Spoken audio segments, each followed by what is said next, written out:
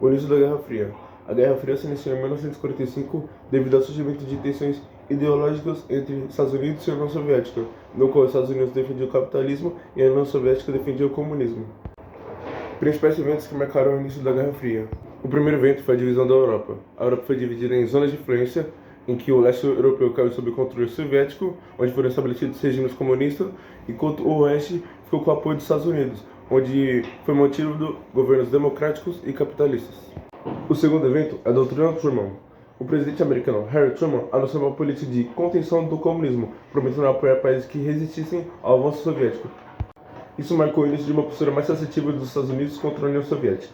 O terceiro evento é o Plano Marshall. Esse foi um plano de ajuda econômica dos Estados Unidos para a reconstrução da Europa Ocidental, visto como uma forma de impedir o avanço do comunismo.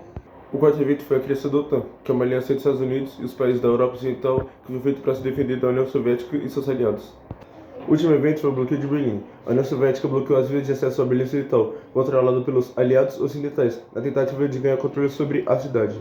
Apoio dos países envolvidos na Guerra Fria. Durante a Guerra Fria, tanto os Estados Unidos quanto a União Soviética apoiaram direto ou indiretamente a descolonização, cada um com seus interesses próprios. No entanto, o apoio era dado de forma seletiva, dependendo da orientação política dos movimentos de independência. União Soviética, URSS. Apoio ao nacionalismo e ao socialismo. A URSS apoiava movimentos de libertação nacional, especialmente aqueles que tinham ideologia socialista ou comunista. Para a União Soviética, ajudar essas nações a se livrar do colonialismo era uma forma de enfraquecer as potências ocidentais e expandir o socialismo. Exemplos. A URSS apoiou ativamente o movimento de independência do Vietnã do Norte, liderado por Ho Chi Minh, que se alinhou ao comunismo. Também ajudou nações como Angola e Moçambique, onde grupos socialistas como o MPLA, em Angola, receberam apoio militar e financeiro. Estados Unidos. EUA. Política de contenção. Os Estados Unidos estavam preocupados com a expansão do comunismo e, portanto, apoiavam a descolonização quando acreditavam que novos governos adotariam sistemas capitalistas ou democráticos. O objetivo dos Estados Unidos era evitar que novos estados se tornassem aliados da URSS. Exemplos. Os Estados Unidos apoiaram a independência da Indonésia em 1949, quando ela lutava contra a colonização holandesa, e apoiaram o governo não comunista do Congo após a independência, mesmo que isso resultasse em apoio a regimes autoritários para prevenir a influência comunista. Movimento dos países não alinhados. Durante a descolonização, muitos países recém-independentes optaram por não se alinhar diretamente a nenhuma das superpotências.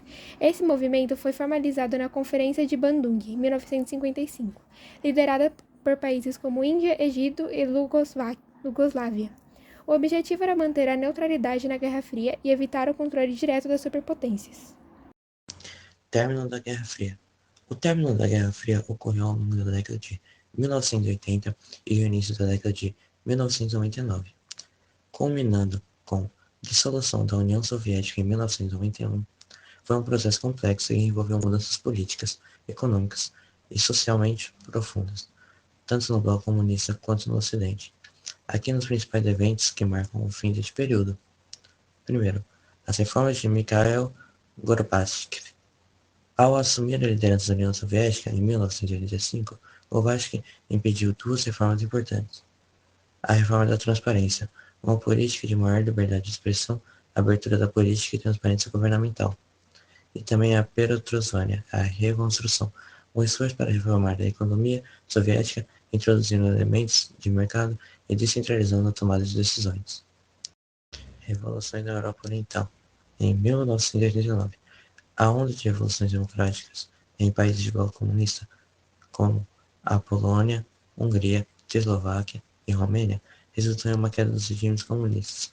Um dos grandes eventos mais simbólicos foi a queda do Muro de Berlim, em 9 de novembro de 1899, que marcou o colapso da divisão entre a Alemanha Oriental comunista e a Alemanha Ocidental capitalista. A dissolução da União Soviética em 1991 foi o colapso da URSS, foi o marco final da Guerra Fria. Em 1991, 15 repúblicas soviéticas, incluindo a Rússia, declararam a independência e a URSS ficou oficialmente dissolvida em 26 de dezembro. O presidente russo Boris assumiu o poder da nova Federação Russa. E todos esses eventos simbolizam o fim da rivalidade entre o ZEUA e a União Soviética, encerrando mais de 40 anos de tensões políticas e militares. A descolonização afroasiática. A descolonização afroasiática foi um período de independência de países na África e na Ásia, que, durante séculos, foram controlados por potências coloniais europeias. Esse movimento de libertação aconteceu principalmente após a Segunda Guerra Mundial, entre as décadas de 1940 e 1970, e foi profundamente influenciado pela Guerra Fria, com os dois blocos, que, como dito anteriormente, um bloco era os Estados Unidos e o outro era a União Soviética.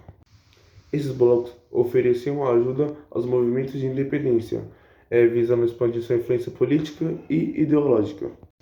Contextos e causa da descolonização. O primeiro contexto aqui, né, a primeira causa que a gente vai comentar, é o impacto da Segunda Guerra Mundial. A guerra enfraqueceu muitas potências coloniais na Europeia, como o Reino Unido, França, Holanda, entre outros, que perderam capacidades financeiras e militar de manter o controle sobre as suas colônias.